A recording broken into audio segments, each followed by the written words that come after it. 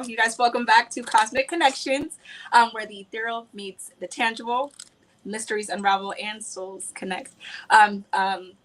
Y'all, you guys already know we have a very special guest with us tonight, and that is Rambo Singz, and he's the owner of Alkaline Jungle. Now, Rambo is a renowned herbalist and adept healer, and he has a wealth of knowledge of natural remedies, botanical medicines, holistic health, and we're just excited to tap in with him. Okay, so also he's helped so many people, improving their overall well-being by the way of his expertise and his unique way of going about holistic wellness. So let's go ahead and tap on in. Rambo, we're super excited to have you here. It's an honor to share this space with you. And can we start off with you telling us and our viewers a little bit about yourself and your journey into herbalism? Wow, that's a very deep one right there.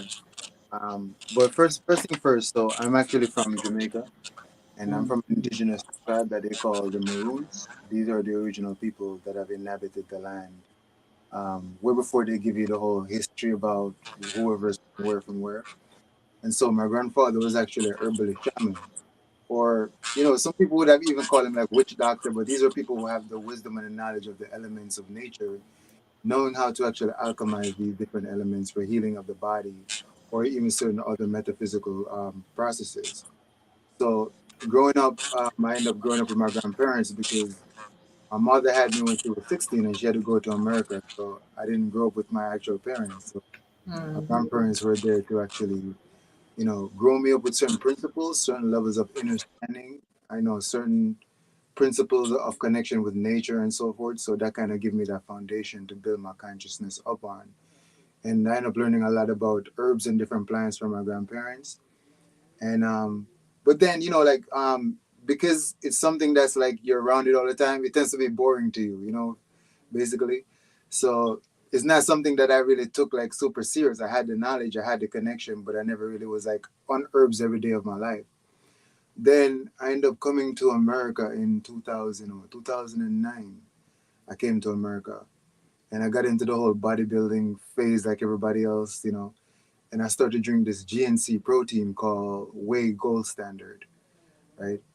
And what ended up happening was it ended up messing up my kidneys pretty bad to where I was even peeing green at one point. It was like really, really bad, right? Then the next thing that actually occurred was I ended up having what they call disc herniation, right? And during that time, the doctors were telling me about, you got to do a surgery. We're going to open up your back and take this out. And I'm like, nah, right?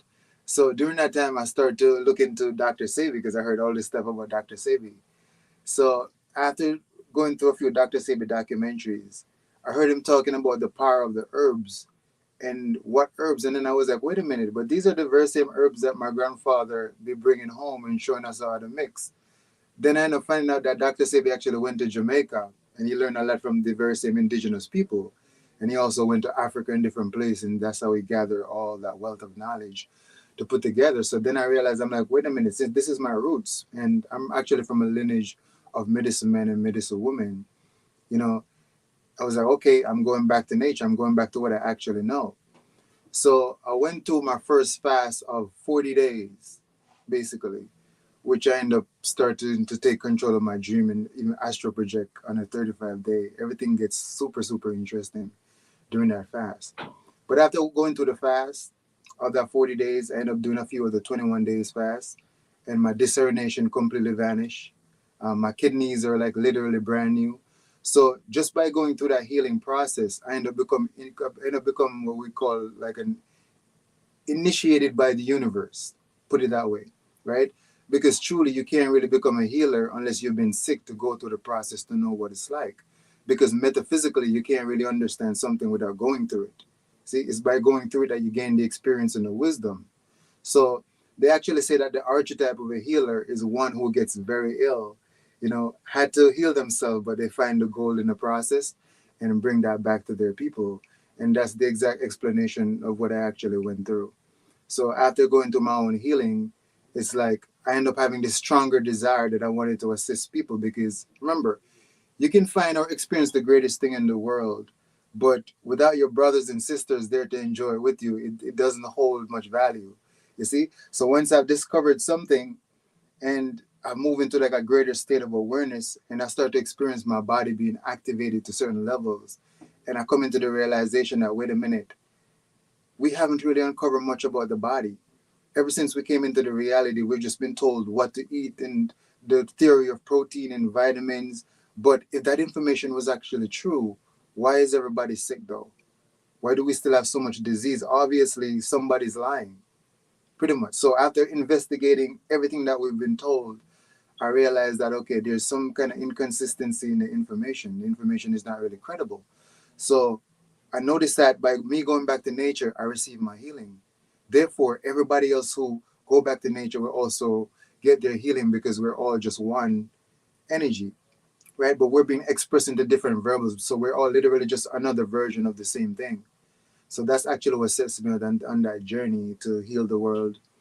And when I get up in the morning, I have this energy that just says help, nurture, assist, basically. So I start to actually rely on that divine energy that comes from within. And that's how I live according to that spirit or that energy. And so far, we've helped people to heal from lupus. That, in America, they claim there's no cure for that. People from HPV, herpes, HSV2, even stage 4 cancer. They claim that there's no so-called cure for that, which they're actually right because the word cure belongs to Big Pharma. They actually coined the word, which is why you can't claim to cure anything, which is why when Dr. Sebi put into that newspaper that he cured AIDS, Big Pharma showed up to arrest him. Okay? So we can actually utilize the word healed or reverse. See, so we've actually successfully healed and reversed lupus, HSV2, people with arthritis, because these things are just like mucus in the bones and inflammation and so forth. So that's what really set me on that journey. And I've been here ever since, just helping hundreds of thousands of people so far, and I love to be here because I also know that this is my purpose. Yeah. That's awesome. And I love that you said that too, or had brought it up because it's something that I wanted to talk about the post that you made the other day regarding not having an identity and just basically operating out of that divine force energy or source energy. Can you kind of tap into that and explain to us what that really means to you and what that feels like? You know what I mean? Okay. Because I think that a lot of us are unable to see life that way because of our own egos. And so Mhm. if you can kind of break that down for us, that would be awesome. Okay, so first we have to think about, okay, let's just try to explain the energetic potential of how we're all uniquely expressed. So we know that we're all from the same energy, but we express in different variables. It's the very same reason as to why your fingerprint is different from everybody else, or the shape of your ears is completely structured different from nobody else. So nobody else has fingerprints like yours, and nobody else has ears like yours, right? So we're all unique, but we're all from that very same source. So it's to understand that even our ego and our identity is a part of our creation. We create that because we want to experience different things as individually different, because that's how the universe is literally experiencing itself. So even right now, we're on the screen and we're looking at each other, and even though I'm in a masculine form and I'm looking at you in the divine feminine forms, right? And we would actually believe that we're different, but we're actually not. We're just energy being expressed differently, so that we can experience ourselves. So in that very same way, we end up creating our ego or identity to feel or to look separate just so that we can experience other energies, which is just another version of ourselves, right? So understanding that the ego is our creation, it's mean that the ego is not really real. It's not the true us. It's just an identity that we create. So when you're going through your chakras or you're going through meditation, eventually you're gonna learn that basically your lower chakras are actually connected to more like your ego. Those are like the animalistic desires, and what you want, and I need this and I need that. Those are actually pertaining to the physical world, right? When we talk about the higher chakras are actually connected to the right brain, right? So the higher chakras are the higher faculties, which are like intuition, imagination, inner knowing, and that's you connecting to divine source as the divine feminine form, right? So throughout your ascension of raising your consciousness up, you're gonna have to learn to dissolve the ego, because even right now as a man, right? each and every time that I even feel like even extremely lustful, or it's always my ego that actually is like, okay, get that one because that one's a baddie, basically. See, so before, years back, I used to just act up on the impulse of my ego and what it desired.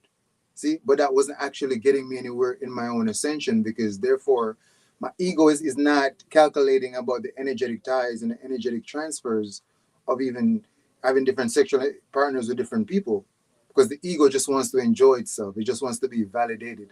You give me that. I need this type of food. I need this type of clothes. I need this amount of money. That is all the ego, because it pertains to the material world. Now, what happened if you end up staying binded or controlled by the ego, or you allow the ego to basically sit on the throne of your consciousness? What happened? It keeps you binded in the physical world, because the ego only cares about material goods and pleasures and satisfaction and security. So in you trying to connect with your God aspect of self, because each and every one of us actually contain that God force energy within us that can be cultivated. People are looking for God outside. God is not outside of you, it's actually within. And why would you need a third party to connect you with God? What makes you so insignificant that you need a third party or a pastor to connect you with God? Why can't you face or connect with God yourself? See? And that's all about us actually going within and making the journey of raising our consciousness. Because Christ, when they say Christ is coming back, you see, they trick people to believe that it's a physical Christ coming back, but it's Christ consciousness. It's by us keeping us raising our consciousness up through the heart chakra and start to go through each of these energetic centers, which are the seven churches the Bible talk about, the seven seals of Revelation. These are all the chakras. When we start to travel through these, now we start to connect to the heart chakra and the higher chakras. Now we start to actually feel the connection that we have with everything. You see? But in order for us to make that journey up, we have to basically not to destroy the ego, because the ego we still need it. It's a part of our creation. We still need it for the aspect of individuality. But we have to dissolve the ego in order to actually take back the throne of our consciousness, not let the ego be in control all the time. You see? It's about also keeping everything into balance. So what I've recognized is by me going into meditation, because here's the thing about meditation that we're gonna have to realize. In meditation, if you're thinking, you're still talking. So like right now, I could stop talking right now and doing all of this into my mind. When you're into meditation and your mind is still running, oh, this bill, okay, this person, that relationship you had, all this kind of stuff, your mind is, you're still talking. Well, you can't talk and listen at the same time, because meditation is like you telephoning to God, and intuition is like God telephoning back to you. So if you're in meditation and you're constantly talking, your mind processing stuff in the physical world, what this, who don't like you, who you think is moving funny, you're not allowing any space for you to connect with that God aspect or your higher self, because that's what God is. It is your higher self. You see? So by actually dissolving the ego or learning to still the mind, now you actually start to connect with that divine source. And that's actually like everything that I am today and everything that I've achieved, and even the level of understanding that I've attained, was through me sitting in meditation with myself and allowing myself to connect with that divine source. But I had to move my ego out the way, because my ego is all about what I want and what I need right now and the daily pleasures and so forth. So if one never actually put themselves into that space where they can cultivate that connection with their higher self or their soul, you can see how they live most of their life with just on the surface level of their own consciousness. You see, so it's all about us actually going within and actually embracing that connection. I absolutely agree. I absolutely agree. Um, I remember when I first, started out, I used to hear people talking about, oh, we gotta destroy the ego and, like kill it off almost. And I'm just like, but don't you still gotta function here? Like, cause it's not a necessary thing. And I never agreed that it needs to be killed off. It's a necessary thing, much in the same way that we, for as well, I was a Christian, right? So everything is the devil. Mhm. Something happened, the devil did it, right? And then we get into that space of blaming this devil, but then we don't realize that if all of us is one, it's all one. The devil's included. You know what I mean? It's just, you know what I mean? That, and then when we think about ourselves and understanding who we are and how important we are, and that quote unquote devil, that's also us. And Hmm. so, Absolutely. you know, so I definitely agree with everything that you said. Very insightful for sure. And understanding that is important, your identity. I think that that was very good. I agree as well, and I think that I love the way that you broke that down as well. You know, when I Yes. think about the ego, I think about, looking at it as a child. And if you don't take care of the ego, you're not paying attention to that child, and you let it run rapid, it's going to hurt itself. Absolutely. It's going to tear things up. And one thing about the ego as well, when we're looking at it as a child, a child is never meant to run the household. And the ego was never meant to run us or be in the driver's seat, but it was meant to help us navigate, protect us, and so on and so forth. But I completely agree with what you said, and I love the way that you broke that down. Another thing, speaking of the ego, and I was talking to Gia about this before you came in, about a post that you made on your Instagram the other day. And Hmm. the first thing I said is like, oh, this is gonna hit my, like, this, my ego is hurt. And it was the video of you saying that there is no such thing as a chosen one. And again, I just love the way that you break things down. And I also read a comment within there that just basically saying that no, none of us are superior to the other, and I thought that was like so live worthy. So would you be able to kind of scam through that for us on your perspective on there's no such thing as a chosen one? Absolutely. So okay, so the okay, so the chosen one in how I see people actually going about it on the internet is where is you have these group of people that are so awakened and they're like so special and elevated over everybody else, and everybody just puny little creatures that walk underneath them. And that kind of a thought process is actually ruled by the ego again, because what we have to understand, each one of us is unique in our own way, right? And everybody also kind of come to certain levels of realization at their own pace. You see, so everybody don't actually wake up at the same time, which is why we see where the people who become aware of the matrix, they're like, okay, we see what's going on in the world and what the government is doing and the Illuminati is doing in the secret societies, and they consider that to be them woke and them being special just because they can see through it more easier than another person. That actually don't make you a chosen one. See, all of us are actually chosen, but you have to choose yourself. So right now you can decide to be the chosen one by you getting up tomorrow and say, okay, I'm gonna work on my consciousness, I'm gonna work on my body, I'm gonna change my diet, stop eating dead animals, processed foods, starting to put more vibrant life force food into the body.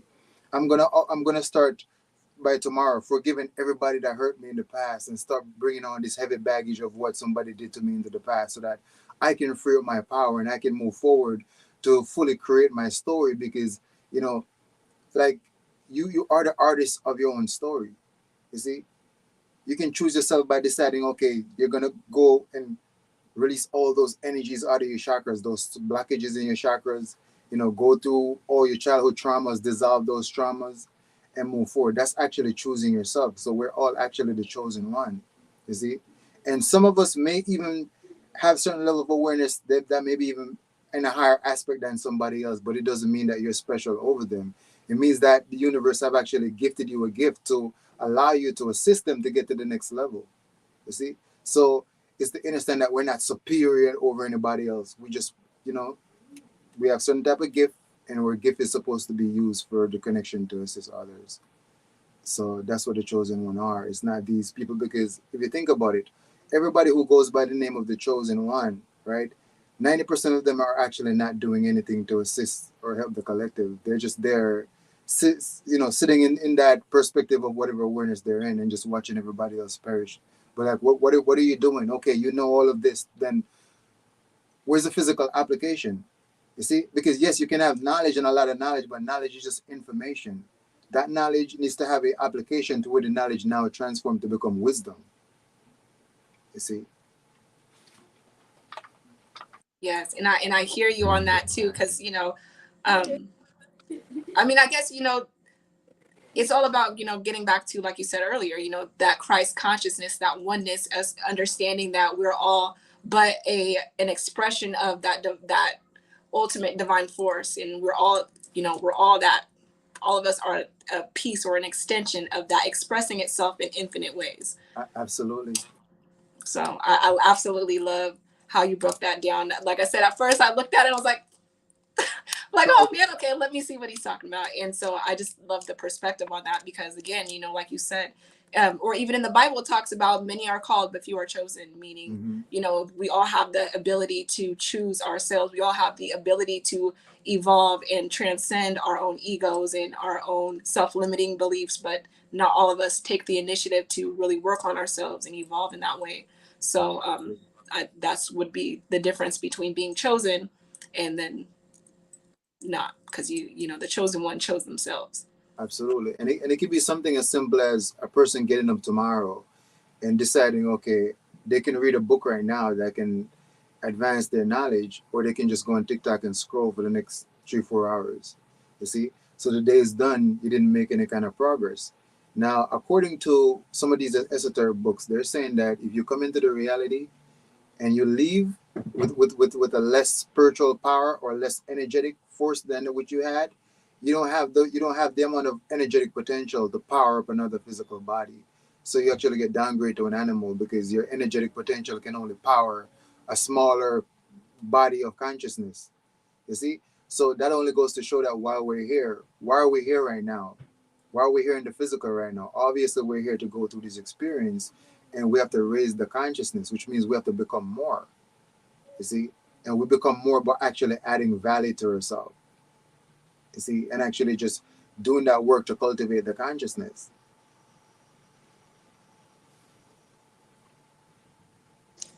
Yes, Understood. exactly. Yep. And I hear that. I love that. I wanted to kind of shift a little bit and get into, I guess, the more the herbalism and the nutrition. I can't speak, but y'all know what I'm trying to say. Um, aspect, because I know that Kai was telling me about all of the people that you've helped and how important it is for us right now, to make those changes that you were talking about, and is it is and I see these debates all the time because there's a lot of people who are in the spiritual community but still consume all those things and say, well, I'm just fine, my mama ate that, my grandmama ate that. What would you say to people like that? What would be the reasoning you would give them, I guess, um, for making those kinds of, because it's a big thing. It's we've become so used to eating a certain way, especially when I can't see for everybody else or Americans and them, but Caribbean folk, listen, I'm Haitian, and we grow up eating a certain kind of way, and it's not healthy, right? It takes a lot to break that and move Mhm. away from that. And so what would you say to those people? All right. So first thing first, for us to understand that it's also important that we don't get completely hard coded by our culture. Okay, our culture is very important, but if you notice the word culture as the word cultivate, That's you true. see, because it's a traditional practice, and a lot of times, we become so hard coded to our culture that we find it hard to break away just because this is something that we've been doing for generations, right? But when we actually evaluate, especially our eating practices, we can tell that it's not assisting us into getting to the next level in our evolution or process. Because yes, we may be eating certain kind of foods for generation, but if we pay attention to our grandparents and our parents, what happens to them eventually? The foods start to break down the internal organs, and they're taken out of the reality or the experience at an earlier time than they were actually supposed to, because the body have been degraded. You see? So what I would say to people who are still hard coded into those kind of culture is to realize that at the end of the day, we're here to evolve. If we're going down a certain path, which is degenerating ourselves and our generation and our children, obviously, in order for us to get a different result, we have to do things differently. You see? So it's all about making that correction, look and say, okay, if we're eating this and it's killing us, then obviously we're not supposed to be eating it. Because if we look out into nature, everything, we don't see the lion food killing the lion. We don't see the elephant food killing the elephant. We don't see the bird, the giraffe, the rhino. No animal food kills the animal, but for some reason, human beings who we claim that we're intelligent, where food is killing us, we wear glasses and all this kind of stuff, magnifying glass over our eyes, and these things are made to be like it's normal. It's not normal. You see, all because of the diet that we're eating. So obviously something is wrong there. So now we need to make that connection. We need to go back to nature. We go back to our mother because nature actually represents the divine feminine. divine feminine is the nurturer. So by we actually making that correction, because remember, we get our education from what? School. But the General Educational School Board was created by John D. Rockefeller in 1903. So everything that we're actually learning are modified information. This is the reason why they keep most of the true information that can elevate a person. They keep that all inside of secret societies because they don't want that to ever be available to you, because that's going to make you, give you more knowledge of self. That's going to put you into a higher level of awareness. And they can't control somebody who's empowered. So the only information that's filtered over to you is the information to disempower you, basically. And that's the information that we've been given about diet and food and meat. Now, the thing about meat, a lot of us find it so hard to give it up. And that's understandable because remember, meat have been given to us or introduced to us at a very early age. So our taste buds have basically become adjusted to eat it. You see, it's satisfying because it keeps our stomach stretched and we become so used to the texture. But think about it. If it wasn't for the seasoning and the herbs that you put on the meat, you wouldn't be able to eat the meat. This is the reason why you got to season it up, right? And those seasons are actually herbs. Those are the plants. So you see, even on a psychological level, you're still admitting that your taste buds are naturally adjusted to eat plants, which are fruits, vegetables, and so forth. You see? So now we have to think about, okay, we need to get to the next level in our evolutionary process. If we go back to nature, because here's the thing, you cannot find me a single person that have actually fostered a disease in their body from eating fruits and vegetables. It never existed and it's impossible. You see? So now because we're doing something different, we're gonna get a different result. And for me personally, I've actually experienced like a literally a heightened level of consciousness. And then I start to research this because I'm like, why am I thinking different? Why I can feel my chakras now? Why I can feel energy, like subtle energies going through my body? What I end up finding out is this: the physical body and the mental body and the spirit body, they're actually interconnected. These are our threefold nature. So whatever affect the physical body affect your mental body, which is why people get stressed out all the time when certain things is going on in their life, and that actually affects your spirit body as well. So you see what's happening when you're eating the dead animals, it's actually clogging up the meridians in the body. If you study Chinese medicine, you know that they're very good at opening up the meridians to acupuncture and different kind of methodology. So the thing is, think about cholesterol. Cholesterol, when you eat animal products, right, you get high cholesterol. But cholesterol only exists inside of animal product. But notice what cholesterol do. It clogs up your arteries. What are those? Those are your meridians. So you see, literally just by eating the dead animals and the processed food, you're clogging up the energies from actually flowing through your body. So your chakras, which are responsible for the different energetic centers, they're not even getting enough energy because you're all blocked up, which is why a lot of people get anxiety. They're so nervous all the time. You see, because the energetic pathways are actually really blocked. So the circuitry is not functioning. What happens to a device when the circuitry is not functioning properly? Either it burns out or it starts to malfunction. Remember, each and every piece of technology that we have today is made of them mapping out the physical body. The body was the original, from the computer, from the neurons that makes AI technology. Everybody on Chat GPT-4, that's made of modeling of the or brain cells. You see, every single technology from the microphone, everything is actually made of them mapping out the physical body. So what they do, they take body parts and different things, they microscope, zoom down on it on a molecular level, and they look at how everything is connected, all the nerves and everything. Even right now, your house that have the lights in it, you got copper wire and different things that come from the body, because the body in the nervous system, you have copper and zinc that becomes the conductor to make the brain waves can actually travel down through your 12 cranial nerve to different parts of the body. You see? So that's actually what happens to a person when they eat those kind of dead animals and processed food. It blocks up the meridians and the energy can't flow through the body, so you can't function properly. You don't have access to your pineal gland really. Your hypothalamus is down, your pituitary gland is down because the meridians are actually blocked up. So by you actually starting to eat better, because remember, now you're doing something that you never did before, so you're gonna get a different result automatically. This is like a feature in the reality. Once you do things differently, you're gonna get a different result. So why not experience something different which you've never experienced before? Listen, you know what it's like to eat pork. You know what it's like to eat chicken. You know what it's like to eat bread, biscuit, Dunkin' Donuts, all the manifestation of garbage that's a part of the standard American diet. You know what it's like to eat it You know what it feels like. You see what it does to you, make you fat, excess weight, imbalance your hormones. Okay, we've had experience with that already. How about we go to experience something different? Okay, let me see what happened if I actually fast for 30 days. Let me see how I feel. How will my mind works? See how my senses work, how my consciousness works. Okay, let me get on a fruit or vegetable diet for 3 months and see how I feel. So now you're actually experimenting. You see, you're doing something you never done before, which is now you're furnishing your body with the true foods that actually contain the life force substance to be adding energy to your body. Because that's the thing, when you eat food that has life, it adds life force to your body. So the life force from the food is becoming a part of your life force. But when you eat something dead, it's robbing you of life force because it's dead. It has nothing to contribute or nothing to give. You see? So for everybody out there that's still hard coded to that kind of a diet, I would say there for them to really experience something new. You see, and what you're going to actually experience for yourself is your body is going to operate on a whole different level because now it has been actually gifted the energy for it to work at its true capacity.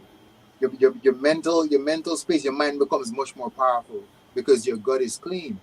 You see, actually, the gut is the first brain. In embryology, the gut is the first thing that develops, which is why the umbilical cord was connected to the mother, because it's through that umbilical cord which all the nutrients, the minerals, the DNA, everything to form that baby into full development. You see, which is why it's not good to let them doctors cut it. It needs to come off naturally on its own. You see, but notice that on your navel point, that was the main entrance to where you get all the nutrients for your development space. So the gut is actually the first brain, which is actually good because you can put essential oils on your navel and it actually gets transmitted to your entire nervous system. So if you're feeling, say you're feeling nervous, anxiety, you can get some 100% essential lavender oil, put some on your navel and go to sleep. You feel calm and relaxed. You sleep very good. You can put eucalyptus on it as well. Different type of essential oils, and they actually helps the body. So by eating healthy, you start to unlock more of your body. You start to learn more about it, which makes you a lot more of your consciousness, which you even a lot more on a spiritual level. You start to wake up inside of your dream. Oh wow, I'm dreaming. Okay, oh, okay, my body's back home, I guess, and I'm in the dream world. You literally gain consciousness of being in the dream and now can make your own decision, just like how we're here having this conversation right now. You see, your intuition becomes stronger. Like you start to know things and don't even know how you know it. Somebody asking you, "How did you know this?" And you don't know how to explain because nothing can validate knowing than knowing. Intuition is higher than the reasoning mind. Logics and reasoning cannot make sense of intuition because it just knows. You start to tap more deeper into your intuition. Of course, you're still tapping into it right now. But what happened when you clean out the temple of God? You see, the more of the God force energy can permeate through the body, which gives you that greater connection into those aspects and into that connection with the higher self. Beautiful. Thank you so much for that explanation. That was really, Yes, much needed. yeah, well I put love together. that. Because I know that for myself, like when we went live with Brandon Ahmad, I also mentioned that in 2019 I had a major stroke, and my whole left side of my body was out. I woke up in the hospital. It was bad, but I basically that was when everything shifted to me going from eating the meats, the smoking the cigarettes, and all of that type of lifestyle, and I can say that there's times where I try to go back to certain aspects of myself in that time, like say me trying to go back to eating meat a little bit or this and that. Um, it was like you eat the meat, and I realized that this frustration, less like I would get frustrated much easier. The anger would be like on point, and it was just like it was so frustrating. And I noticed that every time that I would eat meat, that this would happen, and so just me. And also another thing too, like when I went through the whole stroke thing, I was taking the medication that didn't help. It was Mm. messing me up psychologically. And at that point, you know, that's when I started like eating lots of fruits, lots of because I had a my artery ripped, and so Mm. I wasn't able to well, I'll say my artery ripped, and they gave me blood thinners. Mm. And so, but those blood thinners weren't helping me. They were actually making things worse for me psychologically, mentally, emotionally. And so I started looking up natural ways to natural blood thinners. So I started eating the watermelon, asparagus, drinking lemon tea, and all those things. And it shifted my consciousness in a way to where I was like, it was kind of, it was kind of scary at first. I was like, what the heck, you know, because my intuition was very much on point because I was fasting, and I lost a bunch of weight. And because I think at that time I was probably close to 200 pounds.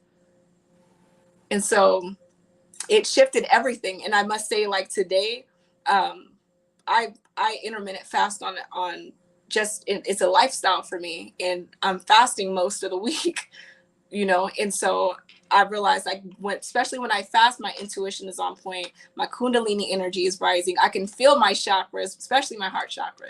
I feel that one all the time.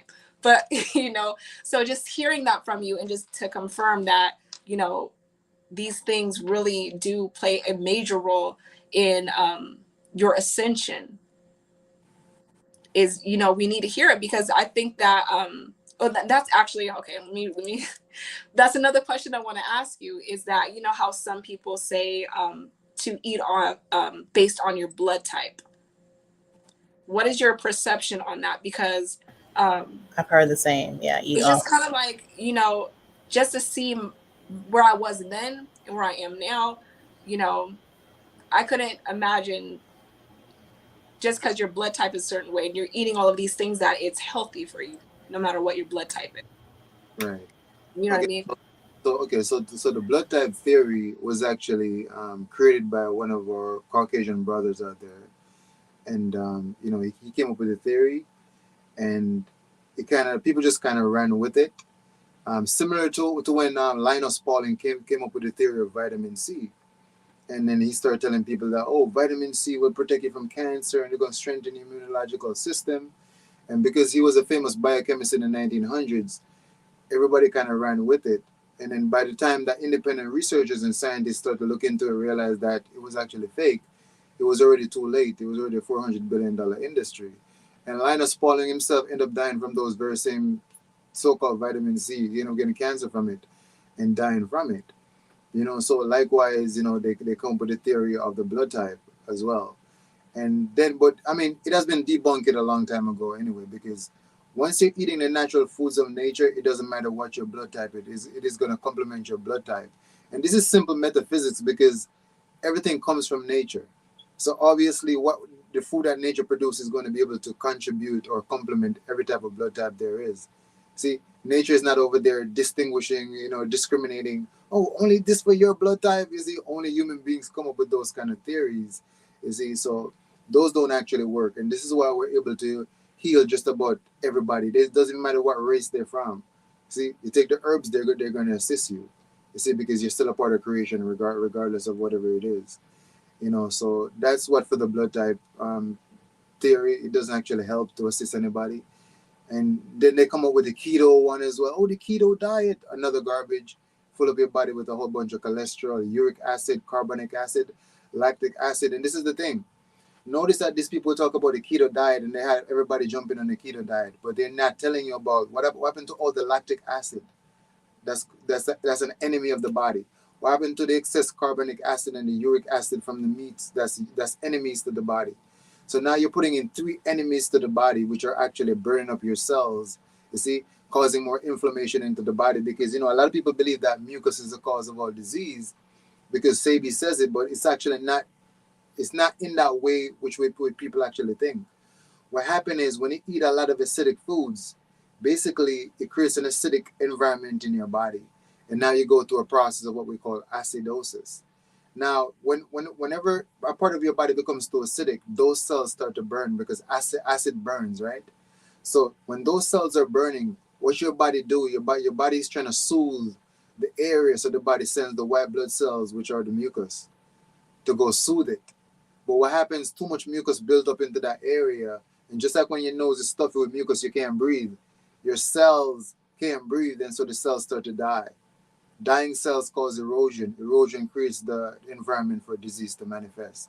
So if you have acidosis inside of your pancreas, you end up with what we call diabetes. If you have the acidosis inside of your bones, it becomes arthritis because then the mucus is going to go there to soothe the burning, and now you have inflammation in the bones. See, if you have that very same thing inside of the bronchial tubes, they call that bronchitis. See, if you have that in the brain, they call it brain tumor, brain cancer. See, so this is why the term goes by mucus is the cause of all disease, but it's actually the acid that caused it in the first place. See, so when we eat natural foods from nature, we create more of an not to say create an alkaline environment because your body's always alkaline. Your homeostasis from between 7.2 to 7.4, where the body keeps the blood pH, it never actually changes. If it changes too rapidly, you'll actually die. So what happened, what your body does, it will strip alkalinity from your bones and elsewhere to keep the blood alkaline. So each time you eat acidic foods, technically you would be changing the blood composition level of alkalinity or potential hydrogen, right? But what your body does just to keep that maintained, the body starts to strip elsewhere of alkalinity to basically keep the blood in that range of homeostasis. So what happened now when you eat natural food keeps your body balanced to begin with. Your body doesn't have to strip alkalinity from anywhere else. But when you eat acidic foods, now that causes your body to have to be stripping alkalinity, and that acidity is burning up your cells, causing inflammation.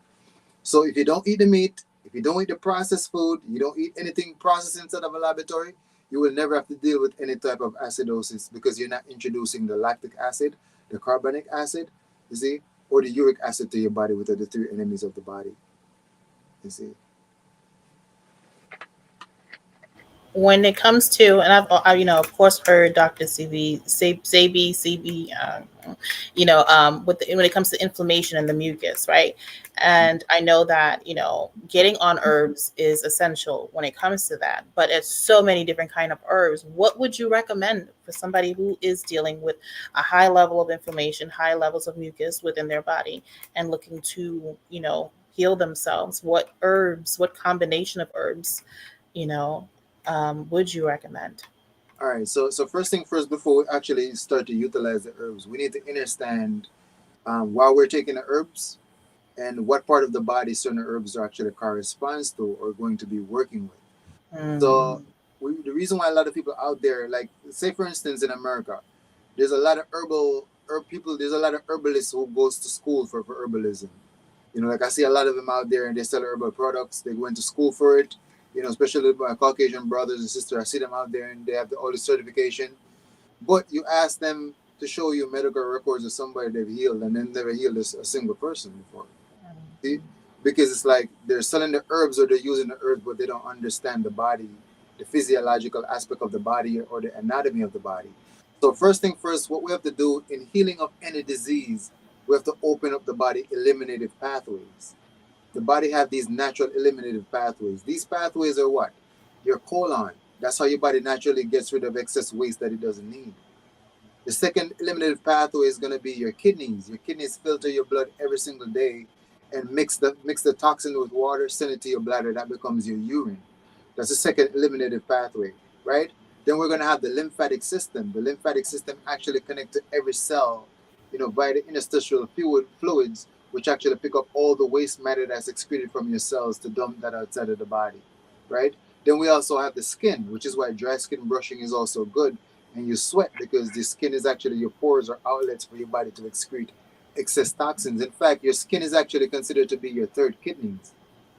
You see, which is why you see when people have tumors and boils, you see, or eczema, you see, all that kind of stuff, or lupus, because what's happening is once the eliminated pathways inside of the body have been clogged up. Let's say that person is constipated, their kidneys are not functioning properly, the liver is down, right? The lymphatic system is blocked up. What the body's gonna do is start to push the toxins through the skin. You see, because the body's just trying to protect itself to get certain kind of toxins out of circulation because it can potentially harm vital organs. The body's literally so intelligent. It's using its own innate intelligence to, okay, let's push these toxins out to the skin because everything is blocked up.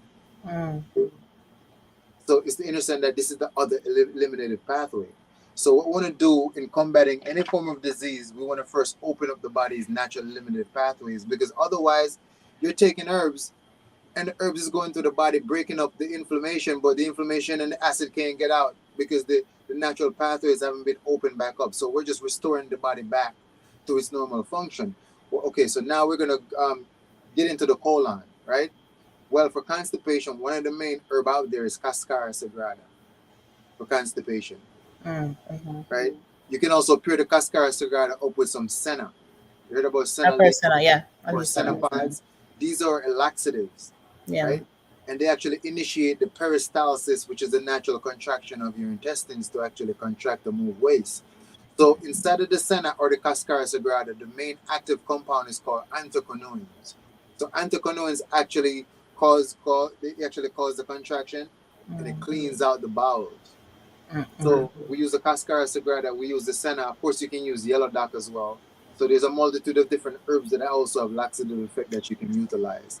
Rhubarb root also does the same, send you Mm-hmm. to the bathroom as well. The quassia, the bitterwood, also sends you to the bathroom as well. So then we want to actually utilize these herbs that are cleansing out and activating that eliminative pathway to break up all of that waste and impacted fecal stone to clear out the colon, right? Now we need to go over and say hi to the kidneys because remember, all the organs inside actually work in unison together just to allow you to move to the physical space. This is why I be saying like we need to take our existence very serious because there's so many things that's out there supporting us to be alive right now. All your organs are working to keep you alive. The trees are giving off oxygen to keep you alive. The earth is everything is in resonance to keep you alive. So you're supposed to be here right now. Why are you here right now? And you wasn't born in 1950s or 60s because you're supposed to be here. You see? So there's a significance to your existence. So this is why we need to nurture and take care of ourselves and really touch and connect. So we go over and we visit the kidneys, and now we're gonna need, let's say we can utilize stinging nettle root, which cleanses out the kidneys. We also have Queen of the Meadows, which they call gravel root, which is great for the kidneys, right? We have dandelion root, which is great for the kidneys. We have plantain leaves, which are great for the kidneys. We have muculae, which are great for the kidneys. We have cleavers that are really super, super good for the kidneys. And the power of the cleaver is that it's not only good just going to clean your kidneys, it's going to also cleanse your lymphatic system as well. See? So now we're over to the second eliminative pathway and the herbs that we need for that. Now we're going to go over, right? We're going to go over to the skin, right? And the herbs that we can actually use for that is like the chaparral. We can use the burdock root because the burdock root also good for the lymphatic system. So actually, let's go to the lymphatic system before we go into the skin. For the lymphatic system, we can utilize cleavers for the lymphatic system. We have burdock root, which is very, very potent for the lymphatic system, right? We have horsetail, which is potent for the lymphatic system. We have mullein. See, mullein is very powerful because you know that mullein also strengthen and cleanse your lungs of any type of mucus and inflammation. In fact, the Native Americans actually smoked mullein to strengthen their lungs. I mean, that's ridiculous. You would think smoke, because carbon dioxide would actually destroy your lungs and respiratory tract, right? But imagine a herb so powerful that even if you smoke it, it's strengthening your lungs and the walls of your lungs. That's how powerful the mullein is. So the mullein and elderberry can be utilized very good to cleanse out the lungs. I actually utilize that to help everybody during the so-called, well, it's a pandemic, not a pandemic. Actually, it was a pandemic. Right? They planned that whole shit out. But each and every person who claimed that they had the COVID and I got tested positive, mullein with some elderberry, with some ginger, with some cayenne pepper, 3 to 4 days, everybody was back to normal. You see? So yeah, so the mullein is also very powerful for the lymphatic system. So you can use the cleavers, you can use the burdock root, right? And you can use the mullein for the lymphatic system. The cat's claw as well is very, very good for the lymphatic system. In addition to move the lymphatic system, we need to do dry skin brushing. Dry skin brushing is basically getting a brush that's not too hard, not too soft, and you literally brush from your fingertips and you brush all the way down towards to where your kidneys are at, your entire body. If you can get it with a handle as well so you can reach your back area, right? Then you want to brush from your toes as well, from both legs, from your toes all the way up towards your kidneys. You're brushing, dry skin brushing. What that's doing is stimulating the lymphatic system, okay? Because you also create what we call like static electricity in your body too. Whenever you're done, your skin's gonna feel like energy is running across your skin. So that's one way to actually stimulate and move the lymphatic system. The other way is to go to the massage place and get a lymphatic system massage, but the BBL community have actually kind of ruined it because now the price went from $80 to now almost $200 just because of the whole BBL stuff that was going on. So yeah, if you want to get a lymphatic system massage, you got to be ready to dish out some serious bucks, you know. But aside from that, you can do your compound movements as well to additionally to help stimulate the lymphatic system because the lymphatic system doesn't have a pump like your heart does, which is the lungs. They think the heart pumps blood. The heart is actually a valve. In Arnold Ehret book called The Mucusless Diet, he actually breaks that down, show you that your lungs is actually the pump that pumps the blood to your body, not really your heart, basically. So those herbs to move the lymphatic system. So now the colon is moving, now the kidneys are moving, now the lymphatic system is functioning. Now we need to get over to the liver because the liver actually purifies the blood. For the liver, we're going to need herbs that are very, very bitter. Now, let us just cover this since we're here because, a lot of people, when they have problem with their liver, they got gout, they have fatty liver disease. They also end up with gallbladder stone. These doctors are either cutting out people's gallbladder completely unnecessary. All you need to do is consume blessed thistle or milk thistle. So milk thistle is actually a hybrid. A lot of people, because it's a hybrid, but a lot of people actually utilize it and it's actually beneficial. So, it's not going to bring the Bushido blade on down and everything just because here's a hybrid, because people out there is getting benefit from it. But the holy thistle or the blessed thistle is actually one of the most powerful herbs for cleansing the liver. It's actually also a galactagogue, which means that for any type of female that's not producing enough breast milk, that blessed thistle is going to actually boost up your milk production very fast, right? So now when it comes to cleansing the liver, we can use chaparral, we can use yellow dock. These very, very bitter herbs, they're good for the liver because they assist the liver in creating more bile. See, the more bile the liver actually produces, it's actually pushing out its toxins or excrete its toxins out, basically. And the more bile the liver produces is the more bile that actually goes to the gallbladder to dissolve any type of gallbladder stone. So that's actually how easy it is with a person who have gallbladder to actually give them the bitter herbs for the liver. The liver produces more bile. That fresh bile actually breaks and dissolves the stone that's hardened inside of the gallbladder. So after we consume we can go ahead with the yellow dock. We can use the blessed thistle. We can use the milk thistle. The Cascara sagrada also good for the liver. Also the pradigiosa or the pradigiosa, also called briquela. Very, very good for the liver and cleansing of the liver. After that, we're going to go over to the skin. Okay. Now, in order to actually cleanse the skin, we have to also cleanse the blood. Dr. Sebi talk about this in a few of his lectures as well, because the blood actually goes everywhere. So if you're cleaning the blood, you're cleaning the skin because the blood is literally going everywhere through every artery. Now, what do we need to clean the blood? We need iron. See, because iron is the blood. So that's where we're going to get that iron from, where sarsaparilla, which have the highest concentration of iron in any plant. We can pair the sarsaparilla up with the burdock because the burdock is potent for the lymphatic system, but burdock is known for iron. This is why burdock will not grow anywhere in any soil that doesn't contain enough iron, because it feeds on iron. So all these different plants actually eat a different mineral, you see? So this is why if you need, say you need enough copper into your body, you can get the copper wood. It's actually a tree. You get the bark and you actually boil it, drink it, and now your body has copper in it. You see? So the burdock actually feeds on the mineral iron. The sarsaparilla feeds on the mineral iron. The kalawala feeds on the mineral potassium. And these are also the very same mineral that also makes up the body. The body is not made up of proteins. The body is made up of elements and minerals. You see? Some years ago, a group of German scientists, I can't remember their name right now, they did a research to see what the human body was made up of. And so what they did, they took each part of the body and actually incinerate it, burn it to ash, then test the ash. And it comes out to be the bones, calcium, phosphate. We do know the bones are made up of calcium, right? The blood and everything becomes iron. The brain and the brain tissue and everything becomes potassium, phosphate, and chlorides and different things. So when the body's breaking down to to the most base level end up becoming minerals. So you're made up of minerals, which is why the body is so important to give the body these minerals. That's the reason why sea moss becomes so famous, because people is drinking it. Oh, I'm feeling so great, because now your body actually have minerals to replenish itself. You see, so once we actually restore those eliminative pathways, now we can go through the body. We need to start to cleanse the blood more. We need to do parasite, kill the parasites. Something else we need to talk about. This is so big, right? Then we need to pull the heavy metals from the body.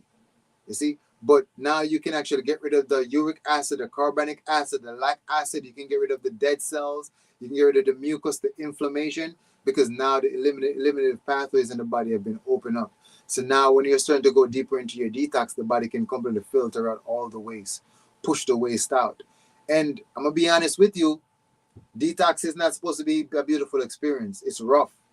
Okay, sometimes you feel like, damn, am I going to make it through this, especially when you have a lot of toxins coming out, right? You get headaches, you go through emotional roller coasters, you get stressed, you look in the mirror, you look ugly and all that kind of stuff, your skin breaking out.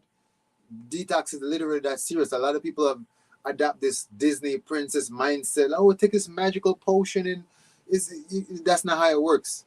Healing takes time, because in true reality, most of the disease that we're facing today, it was the years of the accumulation of the stuff that we've been eating over time. So why would you expect that your healing is going to be just in 2 weeks? You see, nothing that's worth something is actually easily come by or easily accomplished. Always take you putting some type of time and effort into it to achieve it. That's what makes it worthy. It's the reason why even when a woman become too easy to a man, we lose interest. See, gotta make it hard for us. Let us put that work in. We're gonna appreciate it more. If it's too easy, it's like, I don't know if I want this. You see? So it shows anything that's worth something, it needs to have, you have to put some type of effort or time into it, because you tend to value it more. You see? And it tends to be more potent if you have to work for it. So likewise for your healing, you have to dedicate that time and effort and that self-love. Self-love is a big part of this journey. You see?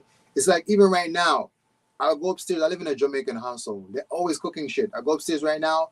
There's fried fish, and I grew up.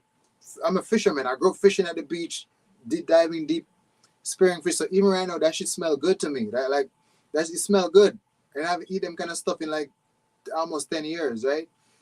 But I'm not gonna eat it, even though it smells good to me, because I love myself enough and I know better that okay, I don't want to feel this way. I don't want to have something decomposing in my body. I don't want my breath to smell. It's because I have dead flesh inside of me decomposing. So it smells good, but I love myself enough to do better. And I want to become a greater version of myself. So I keep adding the things that I know is adding value, not leading back into the desire of my ego. See, because as soon as that 5 minutes of pleasure, 10 minutes of eating that food, that gratification, now I'm going to be like, oh, damn, I shouldn't have done that. And I regret that. See, because I just literally allow my ego to sit back on the throne when I know better. So when you know better, you do better. You see? So that's how we actually start to initiate that whole healing phase, by opening up the limited pathway with the herbs that correspond to those parts of the body. And that's how the healing is done. But also remembering that self-love is very important. Thank you for that. Thank you so much for that. I do have one follow up. When you were talking about the lymphatic system, and you said it requires the bitters. Now, can you do that with like capsules, or do you have to do the teas? Because that's where you can't. I can't. No. Mama tried. I'm Haitian. Like I said, that's what they do. They do all the bitter stuff, and I'm like, Well, you're gonna need to connect with that ancestor that used to drink it, and just drink it. Because you are your ancestors. They're in your bloodstream right now. That's true. That's where I struggle. I could do all the good stuff, but them bitter stuff, it won't go. It's not gonna happen. I can try, but it's never gonna go down. Okay, so how about you cheat? Okay, would I put it as cheat? I don't need to say cheat yourself. Okay, not cheat yourself, because that wouldn't be the right word. Okay, how about you? Okay, so you can make an agreement with yourself, and you can also find a way to get past it. So, okay, so even like the Cascara Sagrada. The Cascara Sagrada is like one of the most bitter herb on planet Earth. It's like, it still makes me shiver. I've been drinking it for years. It still makes me shiver. So here's what I do. When I'm about to drink a cup of the Cascara Sagrada, I have a cup of cold pressed grape juice right beside it. Right? So I drink my bitters, and then I just drink the juice afterwards. and you just erase all that bitterness out of my mouth, and it's like, okay, it's not so bad after all, basically. See, Mm, but it's also important that you drink bitter sometimes, because remember, everything has a balance, just like a yin I to a yang. know. We're always eating sweet stuff and stuff that tastes good. You eat things that don't taste good as well. See, Oof. because on the back of your tongue, you actually have bitter receptors there. That is actually what it does is send a signal to your body as well to tell your body to start to excrete toxin and detox. So at the tip of your tongue is at the receptor for the sweet stuff, and the back of the tongue is at the receptor for the bitter stuff. See, so it wouldn't be there if it's not supposed to be utilized. Mm, I It's, believe you. I know it's true. Everybody's been saying that. It's just I'm like, my mom's been trying, and I'm just like, you know. But I'll yeah, try again because I do and need it. If anybody like this conversation is something I definitely need. You know, because I struggle with conditions that are supposedly uncurable. You know, and it has everything to do with inflammation, everything to do with all of that. So I know I definitely need it. But the bitters is where you lose me, where they all lose me at bitters. well, you're gonna have to tackle it again. So okay, so here's the Okay. thing. Okay, okay, in the capsule form, right? The capsule Right. form we consider as like a slow release, right? Because your Mm-hmm. body has to process it first before it gets into the I bloodstream. know. But when you drink the liquid, it goes directly to the bloodstream immediately.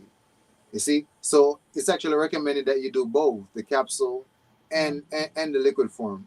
So when you Mm-hmm. drink the liquid form, okay, into the bloodstream is working right now. You take the capsule is right behind, working at the same time.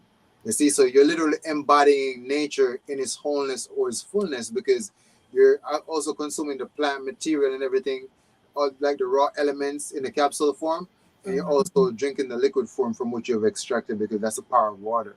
Water can absorb things, which is why you see we use water, the water elements to actually absorb all the elements from the herbs because that's what we're actually doing.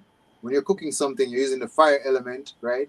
Then you're using a pot which is coming from the earth as a part of the earth element. Now we got the wood in there, that's spread as a wood element pulling out the minerals. You see, so water actually absorbs things, so that's why water is a carrier, which is why you can actually talk to water or say positive things inside of a water, Mm-hmm. like even as a cleanse to cleanse your aura. You can literally get catch some water in a bath pan or in a bath, whatever. Drop a few drops of essential oils in it, whether that be your eucalyptus, whether that be your Palo Santos oil or your sage oil, and then you can literally speak positive affirmation over that water and then bathe into the water because the water is actually holding the vibration and the frequency of which you've programmed into it because your words have power. if we look at the if we look at the anatomy of the vocal cord and the vagina, it's literally the same thing. It's crazy. Mm-hmm. Wow, it's bizarre, right? And this is why even in the Bible, because the Bible is allegorical, it's just telling you that words have power. In the beginning, God said, and everything appear, right? But you're an aspect of God because even if you're children of God, like what Christian says, if you're God's children, you're a God too. Wait a minute. See, you can't be separate from God or God can't be separate from you. So therefore you have the power through your words, which you can actually command over the reality. So just by speaking into water as well and using and cleansing it under that affirmation, now you feel 50 pound lighter. You literally just cleanse your aura. See? Mm-hmm. So that's the power of the water. The water is going to extract everything out of the herbs, but also by you consuming the capsule form, you're embodying all of the herbs. Okay. So yeah, Mm. tackle it one more time. Tackle it one more time. I'm gonna try it. Now, Kai, I don't think has issues with it because she's an avid tea drinker. Like she's all Yes. about the tea. Now I'm a New Yorker. I'm more coffee than tea. I I'm have my trying to. I'm burdock trying root to right make. here. Okay, I got I'm something for drinking you. burdock root right now. I got something for you right there for the coffee. So the number one supplement for the most supplement. What's the word I'm looking for? Substitute. Okay, substitute. It's actually roasted dandelion root. Okay, now I've heard that. no, I've listen, heard somebody say that. Go ahead. I Keep guarantee going. you, you get some roasted dandelion root and make it just like how you make your coffee. Don't use any kind of synthetic milk. Just use coconut milk. Buy a coconut, run it through a blender, put it through a cheesecloth. You got coconut milk. You can blend the Mm-hmm. coconut milk with a few dates from Whole Foods. The dates become the sugar. So now you don't need to add no honey or anything, right? Or you Mm-hmm. can get some hemp seed, hemp milk, add it to the roasted dandelion root, with some dates or date syrup, and now you have the perfect version of coffee. Wow. It actually tastes better than coffee itself. I want to try And it. trust me, you're not going to be disappointed. And the power behind it is while you're drinking it, you can drink it as in any amount that you want. You see, this is the difference between Mm. something that's natural. See, you drink coffee, too much coffee becomes not good for you. It start to Mhm. constrict your arteries and mess up your hormones. But roasted dandelion root is cleaning your kidneys, it's cleansing your blood. You Mm. see, it's raising your iron levels, it's giving your body enough zinc. Your thymus gland needs zinc. You see, and the pituitary gland needs zinc. So it's really nurturing your body in the entire process while you're enjoying it, and you don't have no limitations. Awesome, awesome. I'm definitely gonna try that because I now it's the second time that's confirmation because I heard somebody say something about some dandelion root and I was like, oh, that's interesting, but they didn't explain it further. So I appreciate you going like exactly what it's gonna do. I love that. Yeah, thank you. Because I do have dandelion root. I'm drinking the burdock, but the dandelion root, I just got it because I know that it's good for you, Mm. truthfully. But I know, I never just to hear that you explain that helps out a lot. But I think what might help too is just like you said, I love that you said like you not know you don't being conscious of the decisions that you make before you make the decision and be like, hey, you know what? Because this is something that I do for myself, and this is how what drugged me out of my old habits is realize just telling myself like, hey, that every time you do this thing, you feel guilty, you start shaming yourself, you know what I'm saying, you just don't feel good after you do that, after you do it, or if you don't do it. Right. So it's just like being in that present moment and really analyzing yourself, studying yourself to know that like, hey, I know that if I do this or if I don't do this, it's going to it's going to affect me. So I love that you said that because that's something I was literally I don't know what I was doing the other day, but I know that that's one thing I told myself because I be talking to myself all the time. But I'm just like, As you should be your own best friend. yeah, yes, exactly. And I was telling myself like, hey, Courtney, if you don't do this, you don't like the way that you feel after, whatever. And I was like, all right, do it anyway. So, and so I think that I love that you said that because a lot of us we we get stuck just not being aware of our own habits and how we feel and what we're thinking, how things affect us. And we just continue to repeat these cycles and not, acknowledge our feelings and be like, hey, look, you don't like this. Stop doing it. You know what I'm saying? But you have to hold yourself accountable Absolutely. and be real with yourself. That's what the whole hamster wheel was about. You see, they put a hamster on the wheel. You know, that's what it's really about. Because once you get trapped in a cycle, you basically don't go anywhere. You become stuck in one wavelength of frequency. You see, so we have to also understand that human beings were habitual creatures. We're formed and we're fashioned into habits, and these habits become pattern. You see, so it's just like if we even take, like, let's say we take a blank sheet of paper, right? And we can take a blank sheet of paper and we can bend it, right? But once we bend it, notice it's never the same. It actually leaves a little seam in it, and it's always so easy for it to bend back into that place again because the seam is already there. So that's what it's like when it comes to our habits that form into patterns. So if we don't break it, we become now we've created a hamster wheel for ourselves where we're just doing the same thing over and over again, and we're not evolving because we're just locked into the same cycle over and over again. So it's great to have that level of awareness to recognize and to take the accountability in deciding that you want to be more because you are more. In fact, you're infinite, literally. I end up learning that even about self, like we're literally infinite, and the only limitation is what we put in our own mind to what we think. You see? So, in order to actually be more, is you have to do more and be more. And if you're doing the same thing over and over again, you're doing the same thing. You're not doing more. You're not coming out of that wavelength of frequency. So recognizing that and then navigating away from that, that's how you start to take back charge of your path towards your evolution. Exactly. Exactly. And that's what, that's what it's all about, just rising in consciousness, being aware of self. Being woke is not about the knowledge that you obtain external from you, but it's the knowledge that you obtain from within yourself. And that's when you go from that's when you ascend. That is ascension. It's rising in consciousness. It's expanding your levels of awareness of self. And then as you understand yourself, you understand the universe around you. Absolutely, because you're just the microcosm of the macrocosm. Exactly. Everything is just a version of you. So absolutely, because remember, at the end of this so-called life that we're living in society, from going to work, come back, pay the bills, watch TV, relationships, all this kind of stuff is gonna dial down at certain point, and you're just gonna be left there with your soul and your spirit. And if you have no connection to them, you see, this is why religion gets so much people, because by the time they're like, oh, we know that time doesn't really exist, but the physical body does have a certain amount of time to where it starts to break back down or whatnot. When people start to realize that, they're getting old, because people tend to associate age with death, which is just another programming. But they're like, oh, I'm gonna die soon now.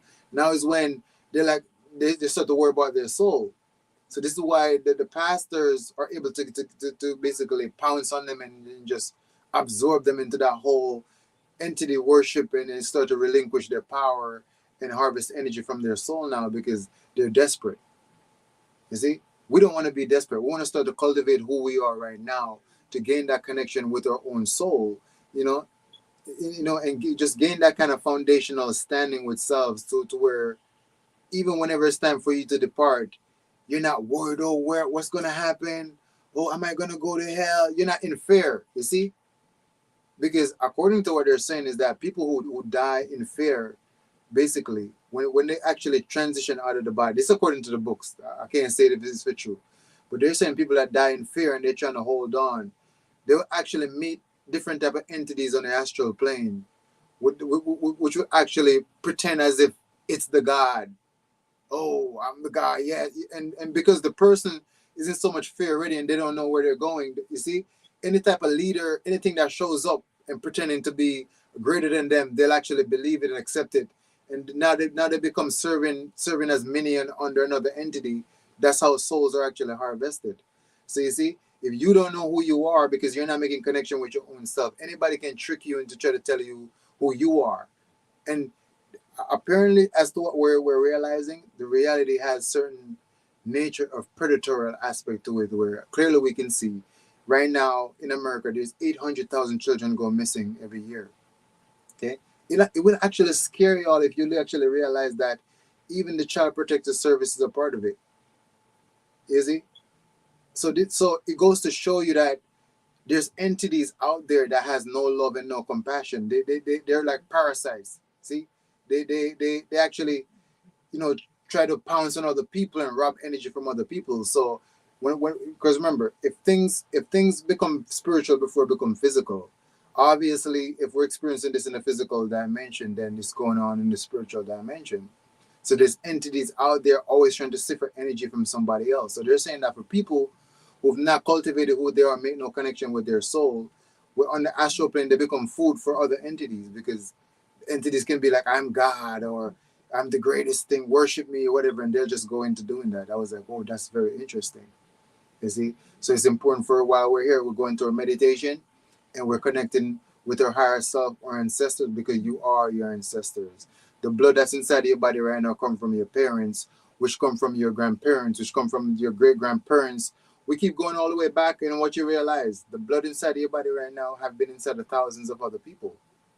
You see, that DNA contains memory, because if I ask you, what did you do yesterday or last week, you can tell me, but how are you able to reference that memory? How is it that memory being stored inside of your DNA?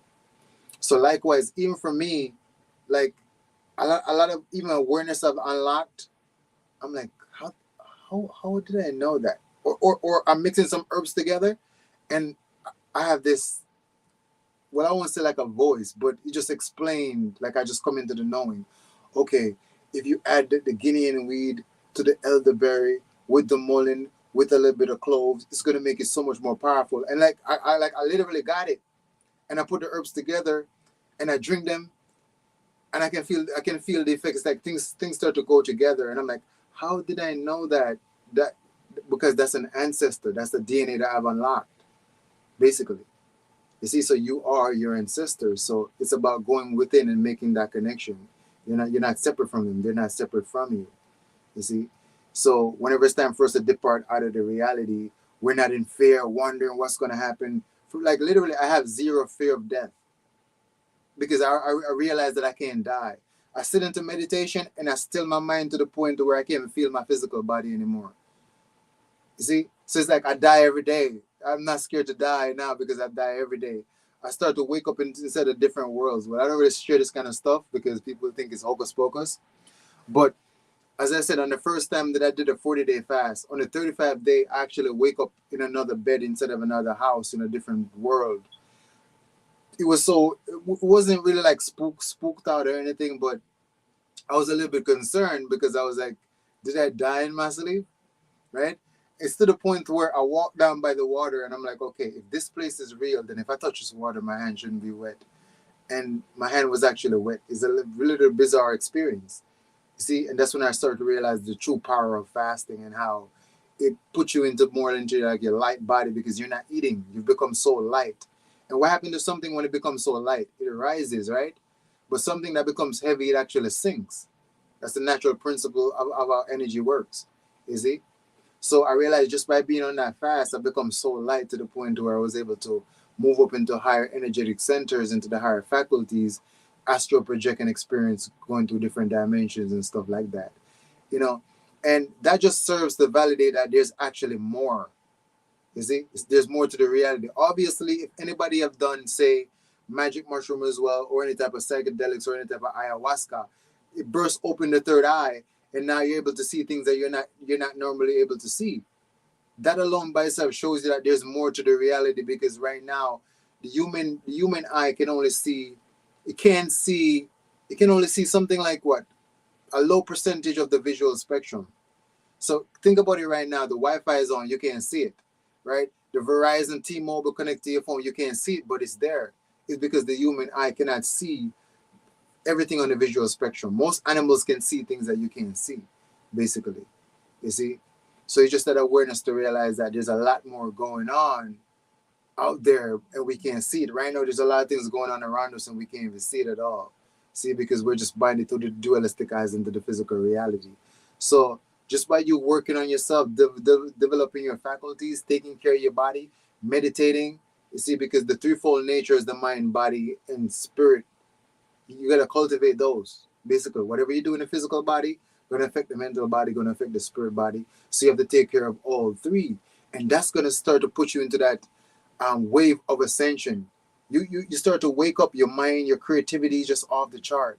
Basically, your intuition is just booming. Like you just know things. You walk into the room, you can read people. You know what's going on with people. You're not even trying to do this. It's just happening naturally. You go out into nature, you feel that connection which you have with the trees, the plants, the animals. After a while, you can't even hurt animals no more because you're feeling a connection with them. You see? So these are the things that actually starts to happen once you start to tune into self and start to cultivate who you are. You have the God force energy within you. You're inside of the temple right now. You see? You have the seven seals of revelation. Got to go through those seals. Got to go through your chakras. One of the greatest and the biggest thing throughout my journey that have helped me tremendously is me forgiving everybody that hurt me into the past. You see? And I didn't call them up and see like, yo, I forgive you or anything. I sit into meditation. I go back into my memory. I go back to each event and I actually forgive the person. I let the energy go. I free my power up. Literally, I stop carrying the baggage of the weight. So right now, if you ask me, what's the condition of my heart and my mind? And all I can feel right now is just love and just connection to everything. There's not a single person that I hate. There's nobody that I dislike. You see, I mean, there's people that's annoying, you know, but there's nobody that I have any type of energy towards. Like I want to get back at you for something, or I want bad things to happen to you. No, you see, because what I realize is, if I allowed what happened to me to determine who I am, or for me to take on certain characteristics, I would not be operating in my true authenticity. So who were you before the world got their hands on you? See, that's your true self. You return back to that self. See, so when we're saying to find yourself, you're not lost. We're saying to basically, you know, shed off the layers of conditioning and traumas and abuse before the world have gotten their hands on you. That's you returning back to your true self. And who's that person? Who's that being? Because a person is just identity. So who's that being? That being is just love. Because if you pay attention to your own children when they're young, they're kind and everything. Like, you see, before we start to traumatize them and impose rules on them, they're creative, they're in their imagination, they're just enjoying life, having a great time.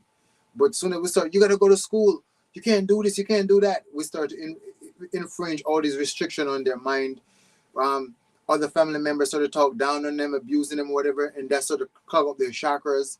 So you see, these kind of things that happen to us over time, and it's our job to return back to our true self. You see, so that is what actually one of the most tremendous awareness that I've come into, and once I've done that, you see, is that my power becomes freed up. One of the next thing that have actually assisted me on my journey was actually visualizing energetic cords on past relationships that I've had and actually cutting those cords. See, because you see, that's you using your mental body. See, because you have the physical body, you have the mental body, you have the spirit body. These are your threefold nature. You have to learn to use all the different bodies.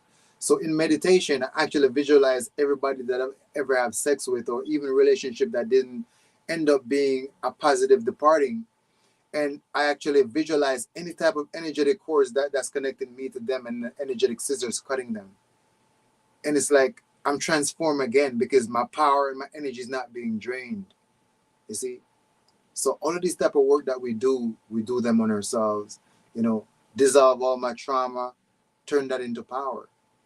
You see? Because one awareness to realize is, okay, people have traumatized you, right? A lot.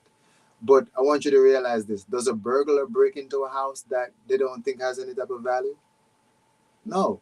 A burglar will never try to break into your crib unless they know you got some type of value in there, right? So likewise, a lot of people try to hurt you in the past because you possess something that they didn't see in themselves and they didn't like that.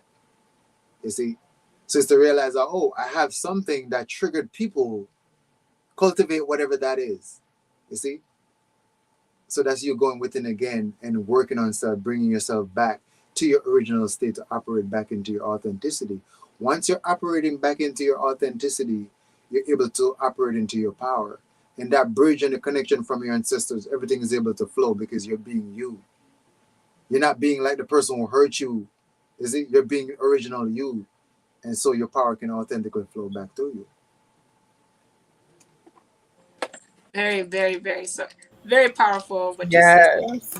I absolutely, absolutely love that, because it's so true, and it's crazy because I mean I've been working on basically transcending my ego, because as we transcend the ego, I know that that's one thing, or one major thing that's going to rise or raise that kundalini energy, right? And as I was doing that, because the first kundalini experience that I had, I did feel that oneness. It was pure. It was no hate. It was like I think it was about 5 o'clock in the morning, and I had to go run some errands at that time and pick up someone from work. And at that, I think I woke up at like 3:33 in the morning, and I could feel the electricity going through my body. And it was crazy because I knew that if this was like normal, I would be having a panic attack. Like, what is going on? What is this energy? Because it was it was so powerful. Um, and I can feel it from the base of my spine to the top of my head. And when I would close my eyes, which was crazier, I could see a purple strand of DNA circulating. And I just opened my eyes like, what the hell is going on? But I went outside because it was time for me to go. And it was so profound. And I was in an apartment complex, and I could feel the trees feel so confined. They didn't want to be there, right? They couldn't be themselves. They couldn't expand. They were just like, it was just so sad, But I could feel that energy, and I could feel them, and I felt like them speaking to me, and I just felt one with everything, and so powerful. Not in an egotistical way, but just like, I'm that big, I'm that expansive. I am one with the divine source of all things, and so it takes time, it takes time to cultivate that energy and to maintain that energy. But I realized, I was shown that to understand what the goal is. Mm-hmm. You know, it gets crazy because I know that as I've been raising that Kundalini energy, I have had experiences to where I was in other dimensions or in places to where, or having those lucid dreams and stuff like that. And I'd wake up and I'm like what is going on now? I haven't got to the point. I haven't got to the point to where I feel like I can control the dream or whatever, but I do feel like, I guess there's a certain level of awareness that I am in another reality. In a sense, it's kind of hard to explain, but just having that experience makes me realize how distracted we are in society. And you know, sometimes I hate even going to the store because I'm just like, everyone, it's so distracting. It's just like so much noise and so much movement, you know. And because when you start to, I feel like for myself, when I begin to raise that energy, it's just like things slow down. They're at just, is coasting. It's at its peace. It's pure. It's just a divine flow. And then you get out in the world and you step out of your sanctuary or your home, and it's just like it's crazy, you know. It's just like a constant war. And I remember going to Walmart, fighting myself to stay conscious of what I was doing in that moment, because people are walking back and forth, people are driving, you know, the lights are on. It was just, and I, at that moment, I was like, oh my God, this is why it's so hard for people to stay aware and stay conscious especially in the beginning, or when you reach certain levels of consciousness. I'm like, I at that moment I realized how asleep I actually was, even though I thought I was conscious to a degree, which I was, but I was still very much asleep in a lot of ways, you know. And I was basically, how do I say, it's like just moving or just operating outside of the present moment. And I didn't realize how important it is to stay in the present moment, how powerful it is to be in that moment, until like I got to Walmart and people were just going crazy. And I'm like literally feeling myself battling to stay in my present moment, you know. And so I just love the way that you broke that down, because it's important to know. It's very important to know. I definitely agree. That's very interesting, because I actually had an experience like that today. Because I ended up going to the city to get a camera, a new camera or whatnot. And while I was in the city, I can literally feel, because I meditated before I even leave, so I was like very zen, like, and I could literally feel how everything is like trying to pull the energy from me while I'm in my hand. You know, around a lot of folks, you know, the rush hour, everything is going on. And everybody's moving like a zombie, and like I'm looking at them in slow motion, just going through. I'm like, whoa, you see. But when I end up learning through the study of occultism and see what they do, they have a lot of sigil in the cities. Okay, so if you look at the okay, so you know the drain covers in the cities. Yeah. If you look at the drain covers, they have certain kind of sacred geometry on it. Yeah. You see, so they have sigils all around, but for the regular people, they don't know what it is. And what it does, it actually gives off an energy like a mind control on people's mind to make them consume. You see, so even on Starbucks, that picture is actually of the goddess. Basically, they use that picture there because when people's in there, made them consume more water, because that's the water goddess. So it's like when you, instead of Starbucks, you keep drinking more coffee, because you need to drink more because it's under that energy. So these people are actually sorcerers, you see, and they have all these sigils and talisman, because even this you're looking at is actually a talisman. Okay, it has these tiny seals on it, or sacred geometry seals. You have a dead president on it, and it has a magnetic strip on it, because chakras in your hand activate the magnetic strip in the money. So now you're walking around with a talisman. So this holds a different type of energy of sorcery behind it. But notice, for the average person, this is just money. You see, because they don't know, just go to school and they believe only what they're taught. You see? So it gets very deep like that. So yes, when we're in the cities, it's like everything is pulling on your energy. You gotta literally focus to try to keep your energy together. You see? So yeah, it's like an energy vortex. That's why every city has a downtown. I love that you said that too, because it did feel like my energy it felt like I was in a war. You know, they were like, it, you know, like you said, it just felt like it was just pulling your energy, and it's just like, it. I mean, I'm not gonna say it scared me, but it did. Like, I was like, oh my gosh, like that's crazy, because you know, people don't know what's going on. You know, it was like a really, it was like in my mind, because I'm like, dang, like how long have I been asleep? You know, and it was just I just started to realize like that's why they have so much, like we're constantly being bombarded with music, with TV, with lights, with talking, with all these. There's no time to sit down and be quiet. Yeah, blinded by the light. Blinded by the light. Yeah. Yeah. So you heard the weekend song, "Oh, I'm blinded by the light." That's what he's telling you. Yeah. He's blinded Wow. by the light. You see, because they've actually got initiated. So he's in the whole full red suit, got Yeah. initiated, because that's the price that they pay for, for being a part of that whole thing. I know, but you said something interesting when you said, "How long have you been asleep for?" And that's also one of the things that we need to understand. Actually, since you don't have your past memories, you don't know how much lifetimes it take you to get to this level right now. So, Yeah. since we're here right now, sitting in this awareness, sitting in this space, why not? Okay, why not just go as further as possible with it then? Yeah.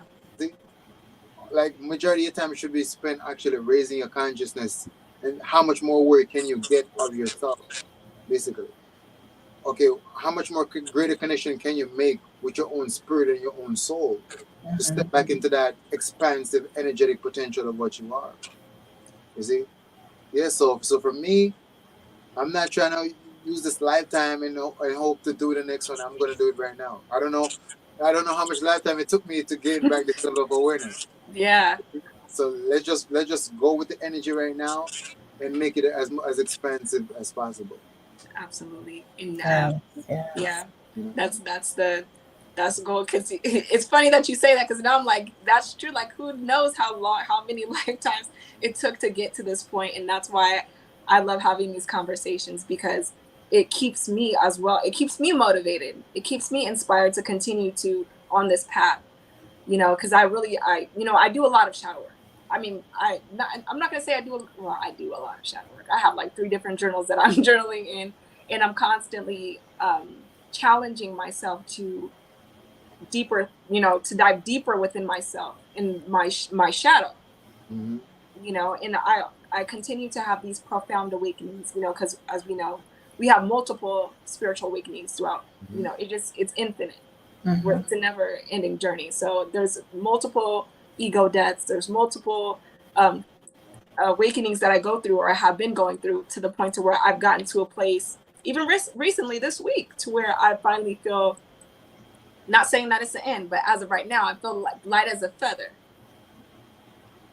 And it's just like, and so when you were talking earlier, how, certain things that you eat weigh you down, or certain things that you consume, because the consumption doesn't start, it's not limited to just the food. It's the music, it's what you watch, the conversations that you entertain, the posts that you stop on and read.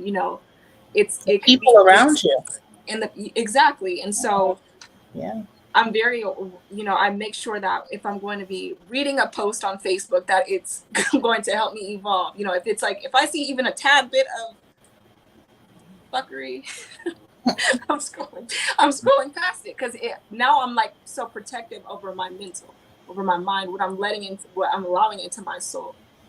Because I've worked so hard to get to get out of the dark space and become aware of my shadow. And Absolutely.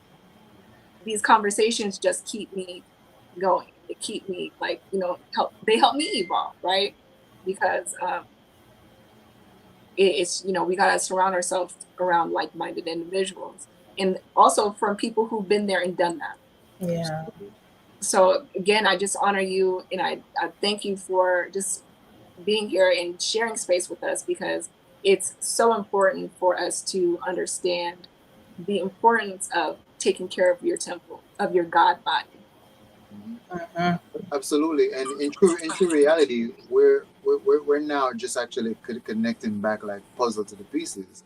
So you see, even us actually cultivating a space and just being here with each other, right, and just sharing information and just holding the space is us to kind of like you putting a puzzle piece back together. So it's like everything is becoming more whole because we're all truly connected.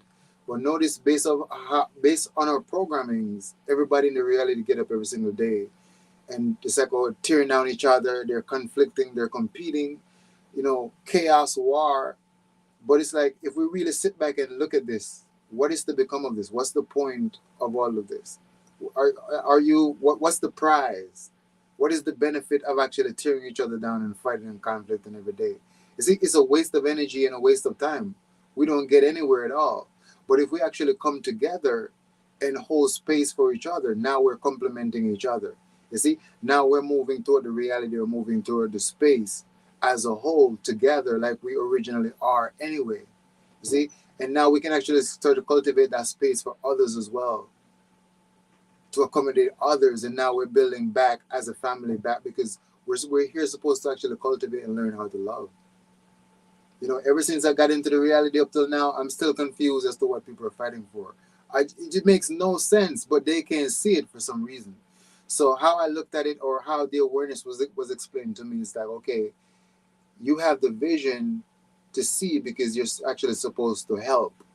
So if you can see the way, then we have to try to share that alignment with others right now. So even us being here, this is not the first. This is just the beginning. We're gonna keep meeting into these spaces all the time, and there's gonna be more people and more people and more people. You see, and now we're actually connecting, literally.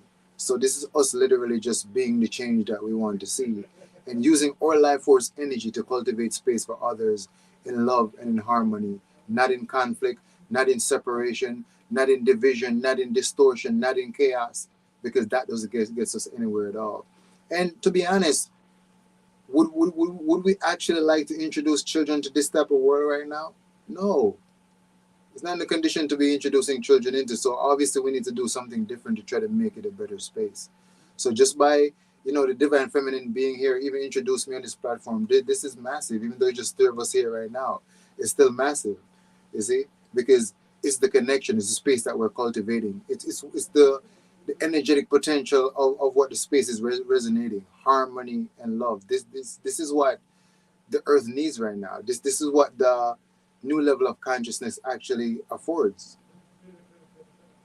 So yeah, I'm glad to be here too, and just to connect with people out there. Because to be honest with you, I would say majority of my life, I used to actually believe that I was the only one. I'm like, you know, and there wasn't much people to connect with during that time growing up and coming into even different awareness. I'm going through transformation within my own consciousness. I gotta keep it to myself. I can't tell nobody. They're gonna think I'm crazy, So to actually then start to connect with beings all across the planet, which is that's the good thing about the internet.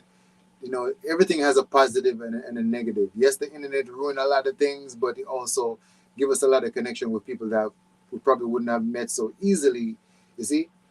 But now to be able to connect with other beings out there to see that, oh, I'm not the only one who see that we need to come back together, start to operate and function back into unity and harmony again, and seeing that there's actually people who are born into the heart chakra and up, because not everybody is born into the heart chakra. Some people are born into the lower chakras. That's where the energy stays, and that's why they're so chaotic, you see, or they actually reflect the negative aspect of the lower chakras, and that's what becomes the devil.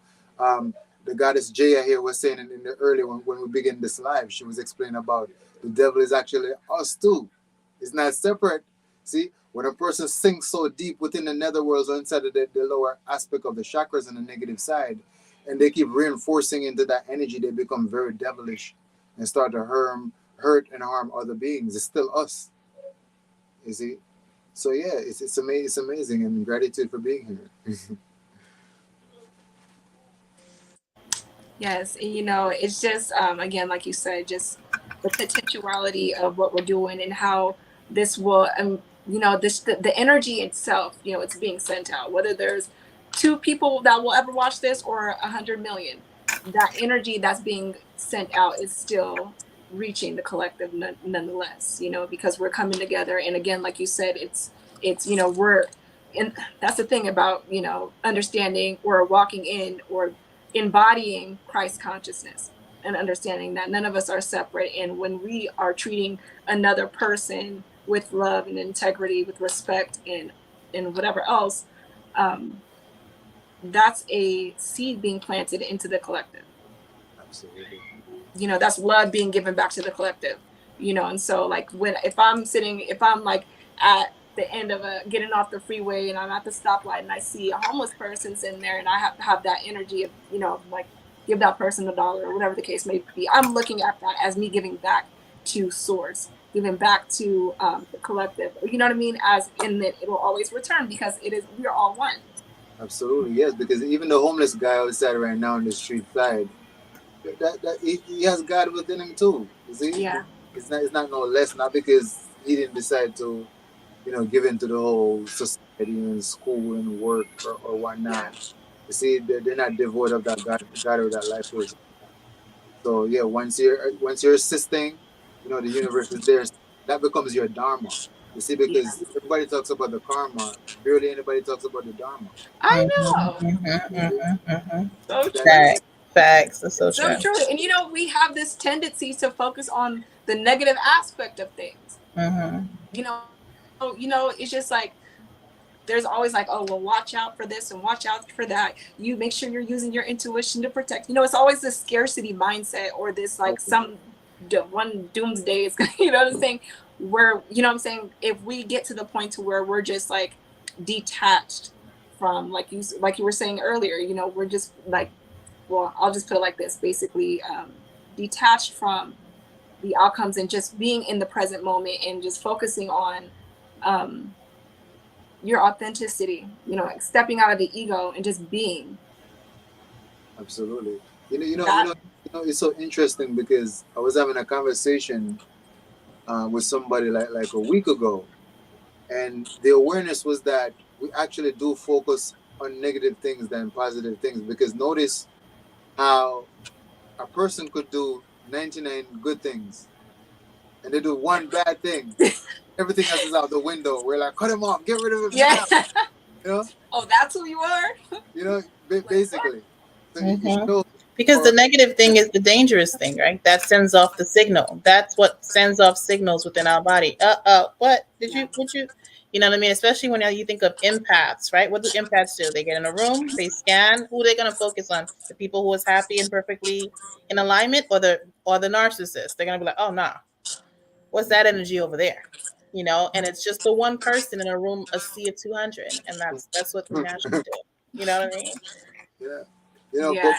but eventually it comes a time where we have to also try to kind of make those connections back. Not to say too, because they're so perfect, Yeah. they can't go in their space or attach back to that energy. But it goes as simple as even to say, like, even people where we have certain kind of fallouts with, which it's not even nothing that serious. It was just something petty that they did. After a while, it's good to hit them and be like, yo, regardless of all of that, everything's good. It doesn't mean that we have to hang out, but just to know that there's no tension. I'm not holding on to no tension towards you, kind of thing. And an elder actually brought me into that awareness too, and I was like, yeah, this is good, because he was also explaining to me that when a lot of people are actually or holding you in their mind negatively, it becomes like a psychic attack. Even if they themselves don't even really know, just by them holding the negative thoughts about you based on some little petty arguments, it's a form of like psychic attack. So now you being the alchemist, and you are aware that at the end of the day we're all from the same source.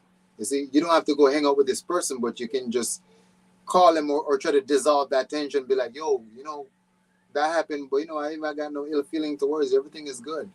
You see, even them on the phone, even if they're still mad, that kind of like mellow them out. They're like, what just happened? Because you just came through with compassion and love, regardless of what happened, and that kind of like break them back down. You see? Yeah. And So, you're basically kind of free. And, for the right people, because, not everybody chooses the higher route. Some people want to hold on to that anger or whatever, but that's absolutely, them. But you give them that opportunity. You give yourself and that other person an opportunity to be free from that particular situation. Because sometimes we know sometimes, we could be wrong, and or we, well, in your sense, sometimes if you just know that awareness, that the person is bothered by whatever the case may be, you just extend that olive branch and say, hey, just so that and that's an act of love, because you want that person to feel free and feel at peace. Absolutely. And so, yeah, you basically give, we give ourselves and we give other people that opportunity to, you know, sever ties and just be at peace. So, but like you said, that when you have, well, because like everything is energy. When we speak is energy.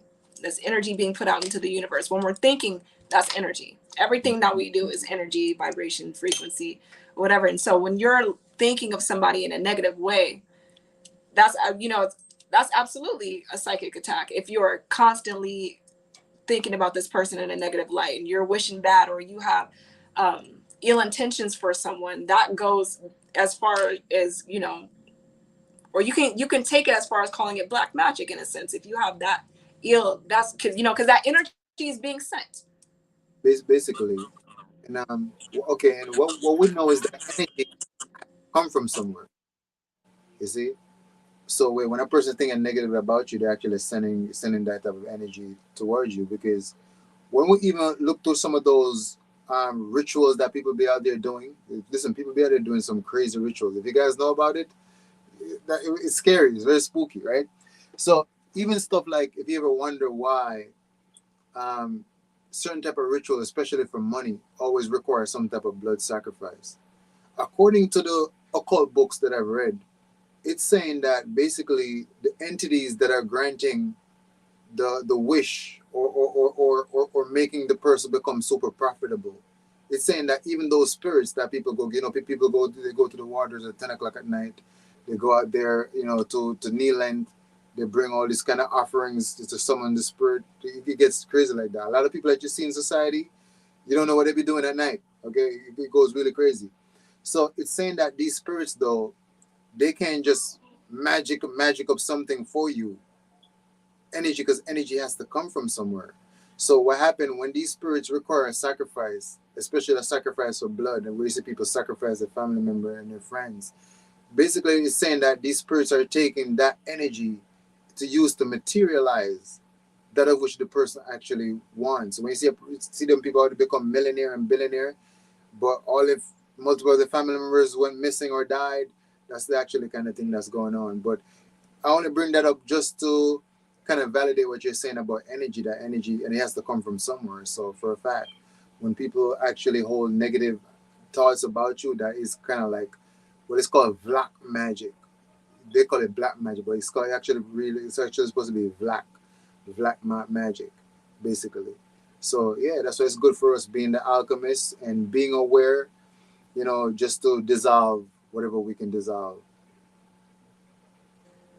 Wow, exactly. Exactly. And and that's another thing too, when it comes to even magic in general, and if someone's thinking about you in a negative way and you're feeling that energy, and that becomes a psychic attack for you, knowing your own triggers, you being aware of yourself, and you understanding how to navigate your emotions and your ups and downs, your ebb and your flows, that in itself is protection. You can't be easily swayed and manipulated when you know who you are. Absolutely. When you Absolutely. know who you are. And I think that is well, and that's another thing. It's like, who are you? You said something earlier. You said some about the person is basically, you said the person is like the ego, or just like whatever, like you're the, basically we're the awareness behind the thought. We're not the the thing that we think we are, because we've been given the Mhm. name, we've been given the mentality, we've been given the jobs, and we create this identity around these things. And or we watch certain televisions and we develop certain ways of speaking and talking and walking and whatever else. But these things were given to us and not aren't necessarily who we are on a soul level. Absolutely.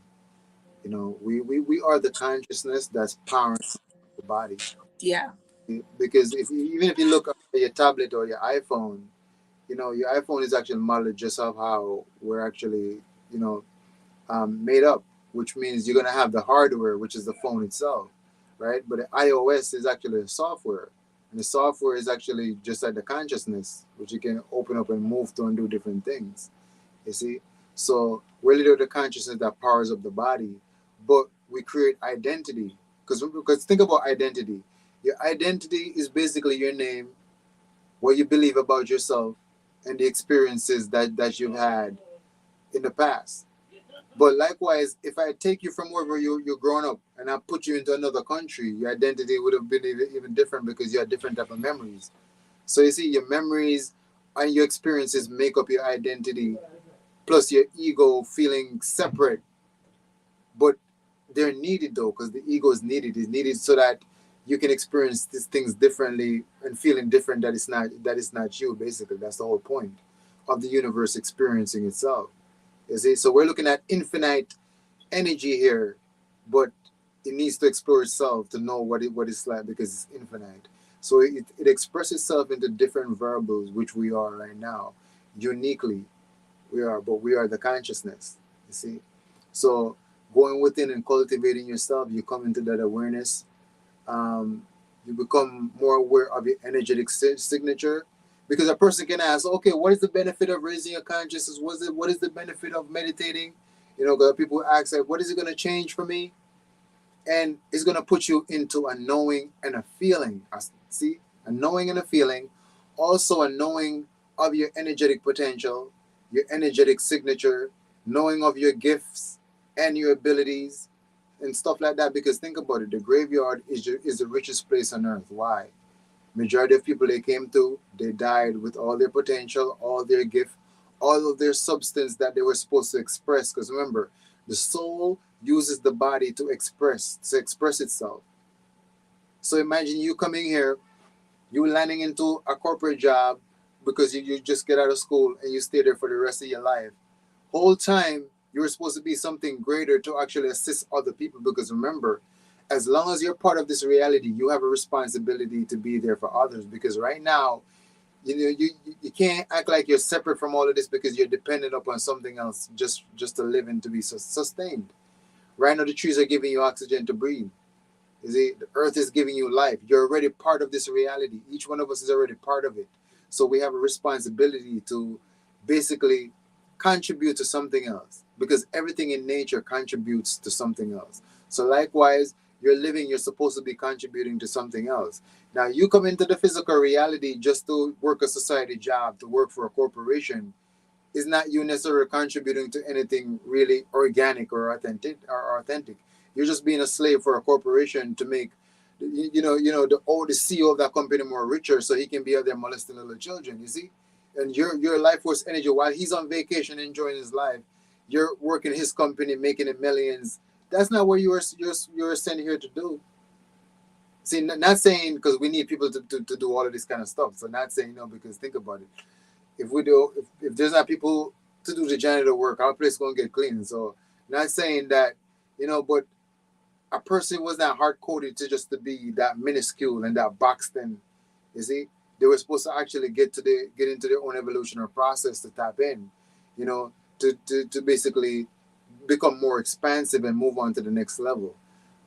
You see, so by you actually tapping in with yourself into your meditation and cultivating who you are, you gain this higher level of knowing of what your gifts are, what you're good at, what you're supposed to do, your energetic potential, and it gives you a more like a navigator to navigate yourself toward the physical dimension. And also that strong knowing that okay, as whenever this time comes for you to move on here, you're moving into another space and you're gonna be okay because you can feel that connection with source. It's a strong feeling. You see, a lot of people's talking about they believe in God, but do you know God? You see, have you ever felt that energy before? That's the difference between believe and knowing. You see? So once you start to cultivate yourself, because remember, the more time you spend with yourself is the more you get to know yourself more. Think about it. All your friends that you have right now, you know them to a certain extent, or the people that you had a relationship with because you spend time with them, around them, at dinner, at their house, partying with them, go here and there. It's likewise the same. The more you go within in meditation and you sit with yourself, is the more you're learning more about yourself. You're coming into more awareness. Yeah, oh damn, Okay, I never saw it that way. Okay, I didn't realize that. Just by sitting into meditation, your consciousness is raising, you're transforming into a greater version of self. It's like your old self become the material for the transmutational process. Your old self kind of die off, but you still appreciate the old self because it was the foundation to allow you to get to this level. Then you transform again, you get to a greater level of awareness. You keep working because again, you're infinite. So you keep going through these different levels of transformation. See, but the more time that you spend with self is the more you become more aware, is the more you transform and you step higher into Christ consciousness. So while everybody's looking for white Jesus hiding behind the clouds, that nigga will never come. Because think about it. What is Jesus in the sky doing so busy that he can't come down there to help the children? 800,000 children go missing. You're telling me that Christ is up there looking down, watching, looking, not doing anything about it? You see? The thing is, down here, a lot of people are operating in the lower aspects of self, which is the devilish aspect as Jaya. How do I pronounce your name, Goddess? Jia or Jaya? Jaya? Gia. Gia. Okay, as Gia was saying earlier, that we also embody that devilish aspect is also us. We're God and the devil in one. It's separate from us. See? But when a person sinks so low within themselves into what they call the nether worlds, you see, and they become reinforced by those negative aspects, they become the devil. You see? So it's important that we actually cultivate ourselves, and we're also becoming the pillars. Like right now, even us being here right now, we're holding a space and holding a vibration of harmony and love. Which, can you find this kind of space out there like right now? Even though it's the two of us, no. You find people in the shade room all day doing what? Gossip, drama, rappers going against rappers. Okay, who's that benefiting? Is that helping us to get to a greater level of consciousness and awareness? No. You see? So even though we're just here right now as a little nucleus coming together right now, this is going to create the ripple in the wave. Because you see, you always start off small, right? Then the ripple becomes bigger. So us being here right now is just actually operating on that frequency and resonating that love, that harmony. So we're literally the pillars right now, moving into this new frequency. Beautiful. Beautifully said. Yeah. Yeah. Absolutely love that, Rambo. It's, I think that's a perfect way to end our night here. Yeah. Again, thank you so much. I'm full of gratitude, and it was an honor to share this space with you. That is, I know. Actually, before you even finish, I really love the energy that I'm getting from both of you. It's so powerful. So I would actually like to come in again. Whenever you guys gonna Oh, come definitely. Yes, in again. absolutely. And what I'll do, I'll connect up. I almost have 1 million followers on Instagram anyway, so I don't know how to link it yet, but I guess I'll figure out how to. Okay, no problem at all. We would definitely love to have you again, for sure, for sure, for Absolutely. sure. What are some projects that you're working on? If you can just quickly let us know, and also let the people know how they can find you. What are your social pages? Like, just take that opportunity. Okay, so my main social page right now is Instagram at alkaline_jungle. Facebook not so much, just because Zuckerberg have banned me off his app. He shadow banned me, which I can understand. They don't want people coming on their platform with certain information that goes against the agenda. So TikTok is also Alkaline Jungle. Those are the main platforms for right now. And the project that I'm working on currently is a Healing Retreat Village in Jamaica right now. We bought the, and now we're trying to build up the little cottages on there. So we want it to be a place where a person can come there for, like, say, a month or 2 weeks, 3 weeks, just to kind of like, get out the matrix. There we're gonna have the natural herbal medicine. There's the rivers. There's natural fruits. There's people doing lymphatic system massage. Just create a space where a person can go through that phase of healing and merge himself into nature and grounding. You see, so that's a project that I've been working on for the last 2 years. The land was, I would say, was the most difficult part to get, but we got the land down pack already, and continue to working on it. So I personally just want to use my life force energy here to assist others and build and co-create together. Awesome, awesome, awesome. Thank you so much. I really enjoyed our conversation, and most definitely, we have to have you again. Legit. For sure, Goddess. Yes, I'm super excited, and congratulations on getting the land down. So Yeah. that's dope because, you know, eventually I do want to do something like that, get out of the matrix and just spend some time in nature and connect. So I can't wait for you to have all that together, and you let us know. Yeah, me too. Also, we would definitely be honored to have you back on, so we could work on that when we get some time. But thank you again. It's been such a lovely conversation, so insightful, and again, it's been a complete honor to share space with you. It's been a pleasure. Wholeness, wholeness. Wholeness. All right, for you guys who are watching, just make sure to subscribe to Cosmic Connections, and we shall see you guys next time. Peace. Bye, guys.